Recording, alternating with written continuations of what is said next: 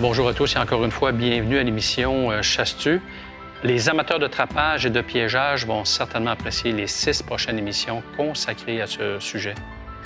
Accompagné encore une fois de Luc Soucy et de Réal Lagacé, nous allons parler ensemble du contrôle du coyote, découvrir avec eux leur méthode de piégeage, de dépiautage, c'est-à-dire comment dépouiller un animal de sa fourrure, et enfin, trucs, astuces et conseils seront au rendez-vous.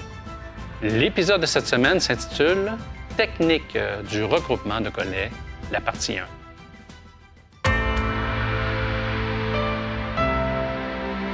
Alors, bienvenue à tous à l'émission Chasse-tu.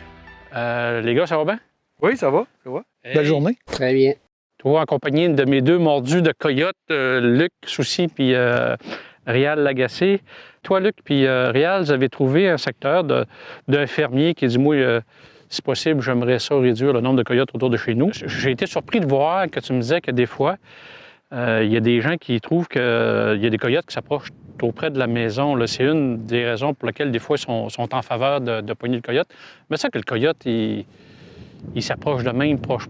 Là. C'est surtout, j'imagine, sur des fermes. Avec le nourrissage du chevreuil, à proximité des autoroutes ou des chemins ou des villages, des villes et villages, Okay. les rangs. Le coyote fait quoi, lui? Sa nourriture l'hiver, c'est le chevreuil, sa principale source de nourriture, je dirais, de janvier, dans les périodes difficiles. Là. De janvier à avril, ben, c'est le chevreuil. Okay. Donc, puis là, les gens aperçoivent du coyote. Puis le coyote, j'ai envie de vous dire, un peu comme le chevreuil, il s'adapte très bien à l'humain. Là. Donc, sa présence, là, pour avoir vu des reportages, sa présence près des... Oh, oui, beaucoup. Parce qu'il y a des histoires de ça, là, d'un veau qui est disparu le matin, là, d'un coyote ou une couple de coyotes qui sont venus. Là, ça existe. Fait que là, ça fait l'affaire des deux, là, de vous autres la fourrure, puis du monde qui veut se débarrasser du coyote. Quand on est ici, le cultivateur me disait là, qu'il avait sorti un veau mort le matin, là, puis fait sa besogne le matin, puis il sort à côté des bâtiments sur l'heure du midi, mais il n'y a plus de veau. Il n'y a plus de veau. Et le veau est parti. C'est là. ça, là. Donc, il y a quelqu'un qui est venu chercher le veau, là, puis là, lui, il avait vu des coyotes aussi, donc d'où part le téléphone. Là, Il faut être fantastique pareil, parce que je remarque que la boisure, le bois, il est loin. Il faut qu'ils viennent dans le champ de nuit, ça poche, puis ils sont fantasques pas mal. Il y a souvent des téléphones ou des gens qui nous appellent, qui voient des coyotes, qui ont peur où les coyotes s'approchent à proximité des bâtiments.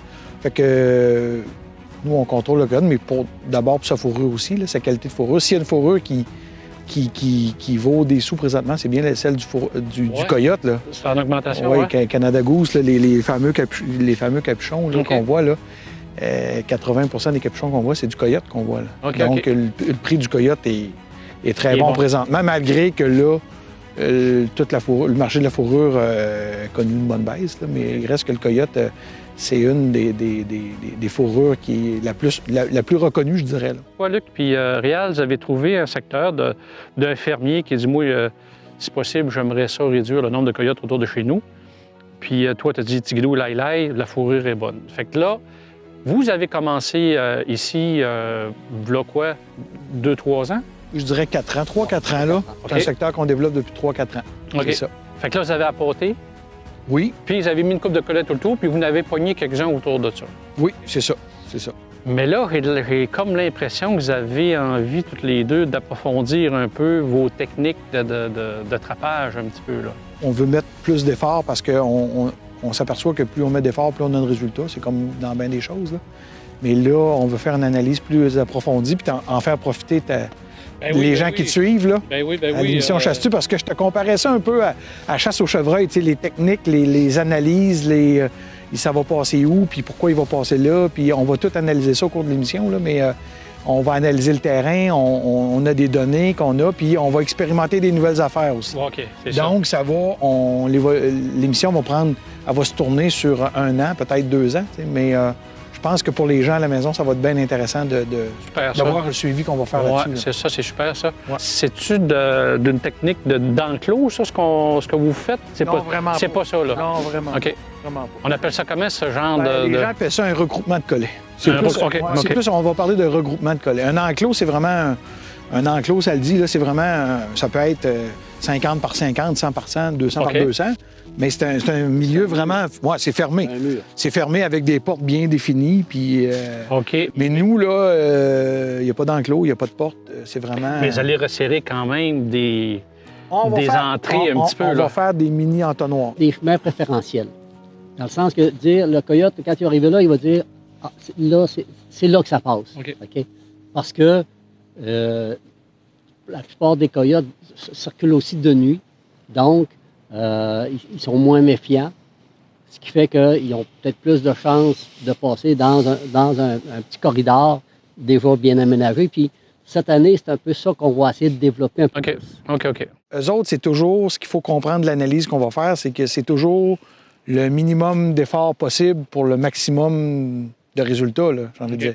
Donc, si tu as un sentier qui est dégagé, si tu as comment je te dirais bien ça, si tu as un ancien chemin, un sentier qui est déjà là, ou ben lui, il va l'emprunter, là. Il se mettra pas la face dans les branches, là, pour le fun. Là. Lui, c'est le minimum possible pour le maximum possible. Il faut partir de ça. Là, l'exercice qu'on a fait cet hiver, quand tu es venu ou avant avec Réal, puis avec Adam, c'est que l'exercice qu'on a fait, c'est qu'on a mis des collets de couleur, pas des collets, des rubans, excuse-moi, de couleur vert, pour vraiment, parce que ça neige, c'est facile d'identifier ce que ça passe. Là. Fait que, on a mis des collets, des rubans pour poser des collets là, aujourd'hui. Fait que là, aujourd'hui, on vient vraiment confirmer que le collet va être là, le ruban est là, mais on va améliorer le sentier. Puis on va prévoir tout de suite où est-ce qu'on va poser le collet, puis comment on va pouvoir le camoufler. Là, on est dans notre cheminement. Mais on a une étape de fait déjà qu'on a identifiée. Là, je parlais de planning. Aujourd'hui, on fait ça. À peine si vous allez déplacer des choses, vous allez couper des branches, tout ça, on tâte le terrain là-dessus. Après ça, on va poser des caméras, une couple de caméras. Oui, on veut poser des caméras pour des belles images, voir qui viennent nous visiter aussi. Là. On devrait avoir des belles surprises, puis ça va faire des beaux vidéos aussi. Là. Après ça, on va revenir une couple de fois dans l'été. Après ça, ça décolle quand? Là, ça ouvre quand, la chasse? Pas la chasse, mais le trapage? Ça commence le 25 octobre. Le 25 octobre.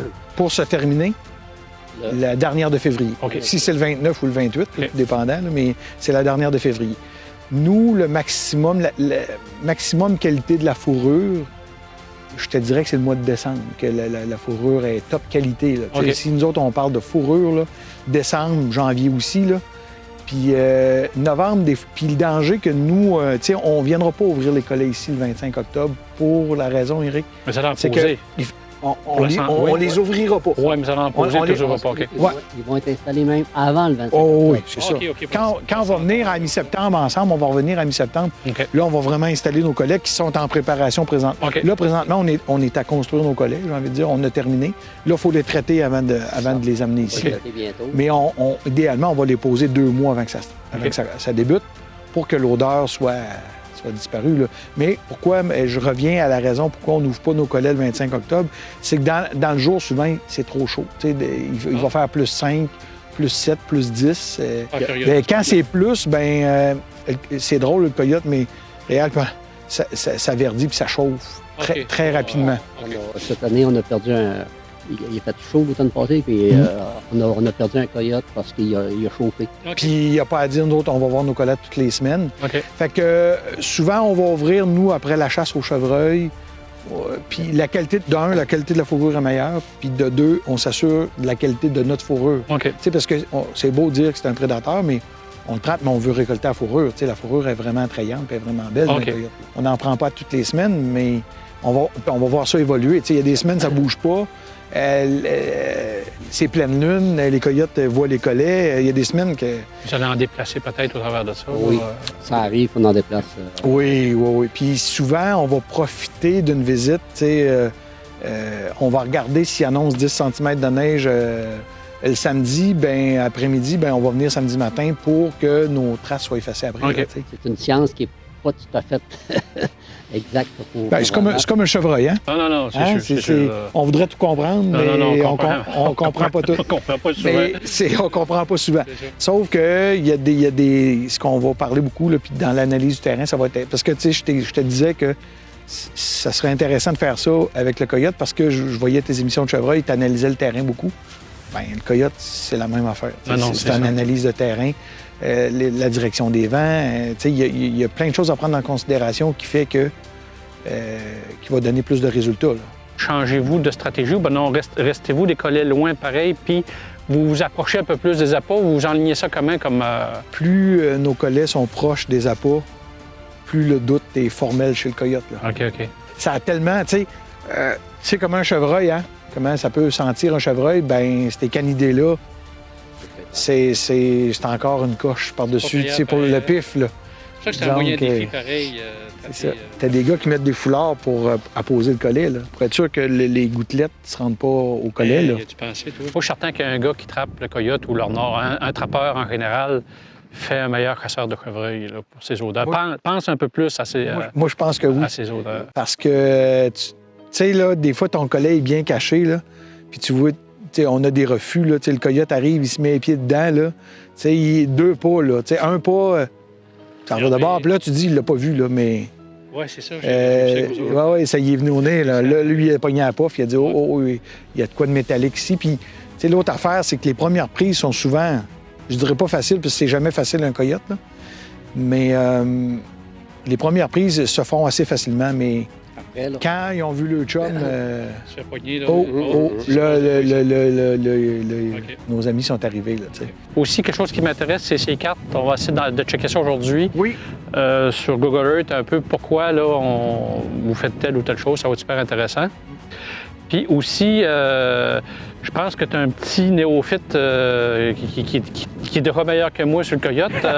On le présente-tu, notre petit ami? Parce qu'il lâche pas toutes les fois qu'il vient. Il est là. Il est tout le temps là. Notre ami Adam.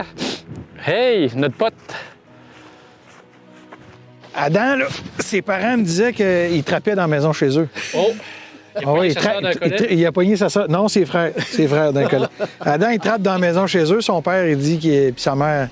C'est un maniaque de trappe, il parle de trappe, puis il adore ça, puis il nous a demandé, même cette année, on l'a emmené faire notre run de trappe, là, un samedi, là. Fait qu'il a vu Pécan, Marthe, il a vu Hermine, ah ouais, il en a vu, puis il connaît ça, il démêle les pistes, puis il nous aide à... C'est lui qui transporte les coyotes puis les renards. Un passionné, là, c'est le même que ça décolle. Imagine-toi le bagage qu'il reçoit, là, lui, c'est là, chez eux, là, dans le coin, là. Il va devenir un super... Il va avoir des bonnes bases, il va devenir un super trappeur. Puis il est passionné, là, je vois, là, il est pupille bien allumé. Là. Il est tout le temps là, puis il pose des questions, puis... Oui, beaucoup d'intérêt. Puis si on est ici 2 heures, il est 2 heures. Il ne demande jamais pour s'en aller. Il trouve pas ça long. Fait que ça, on voit la passion. Là. Good. Fait que, on se décolle?